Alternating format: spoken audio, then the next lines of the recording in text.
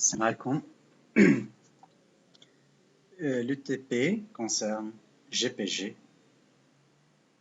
qui est en fait un acronyme de GNU Linux Privacy Guard en anglais. Il permet le chiffrement et la signature de données, ce GPG. Donc, le long de ce TP, je vous explique comment sécuriser vos communications avec GPG afin de communiquer et d'échanger des emails en toute sécurité. Je vais ici vous expliquer comment utiliser GPG et l'utiliser pour chiffrer des communications. En effet, la génération d'une clé asymétrique sur Linux est particulièrement simple. Donc, on demande de créer et de générer les clés en utilisant la commande GPG generation-k.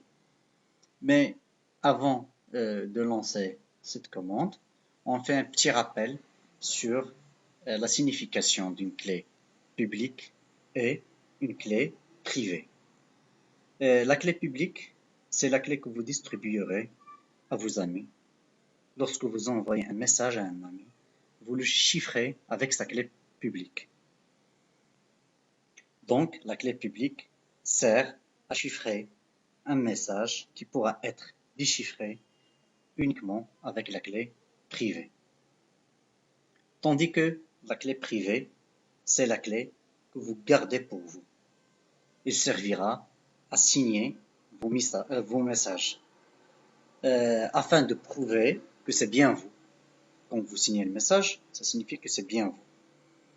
Et à déchiffrer les messages qui ont été chiffrés avec votre clé publique.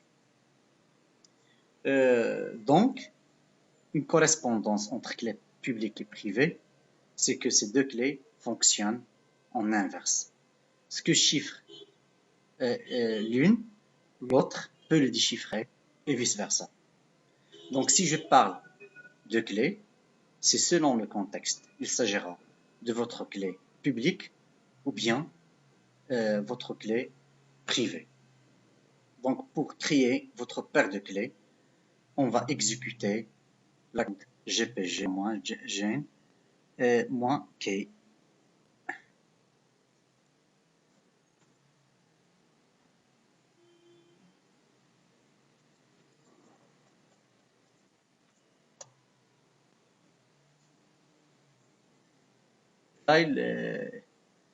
Donc, on va faire le choix par défaut, sélectionner le type de clé désiré. Donc, fait premier choix. Là, les clés RCA peuvent faire entre 1024 et 4096 bits de longueur. La valeur par défaut, comme vous voyez, c'est 2048. Donc là, ce qu'il faut retenir, c'est plus on prend une longueur de bits grande, plus la sécurité est meilleure. Donc on choisit la valeur par défaut. Là, on avait indiqué le temps pendant lequel la clé devrait être valable.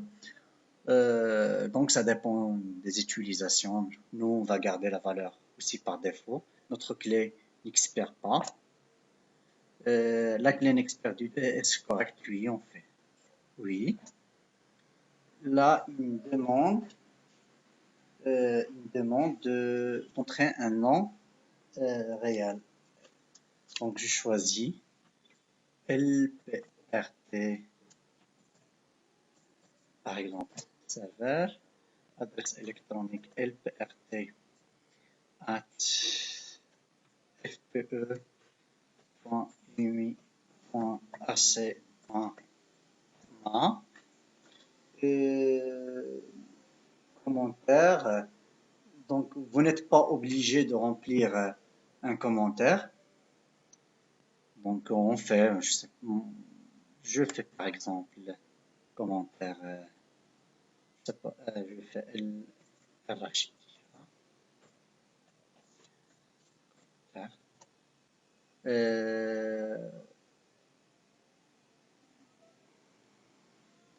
ici, vous n'êtes dans le programme, je fais oui.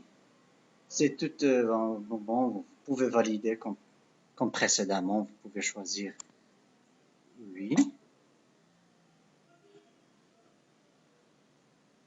Donc, ici, vous avez sans doute remarqué qu'on parle ici de la phrase de passe, passphrase, et non du mot de passe.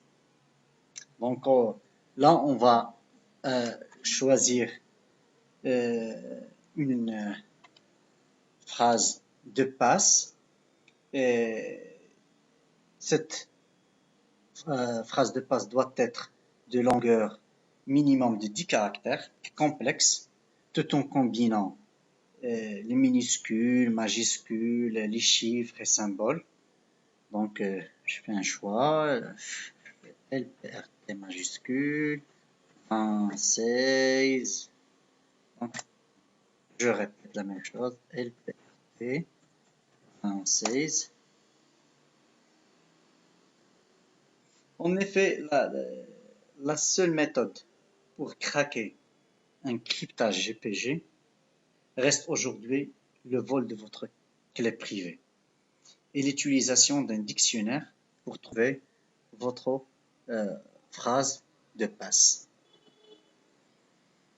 Là, il n'est pas suffisamment.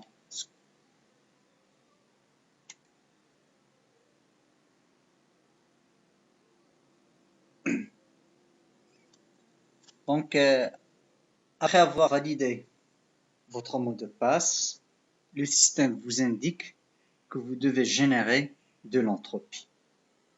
La solution est simple. Donc, pendant la génération de nombres premiers, un grand nombre d'octets aléatoires doit être généré. Vous devriez faire autre chose. Donc, taper au clavier, déplacer la souris, utiliser les disques. Cela a comme conséquence, donc, il donne au générateur de nombres aléatoires une meilleure chance d'avoir assez d'entropie. En fait, Linux obtient de bonnes données aléatoires par les composants matériels.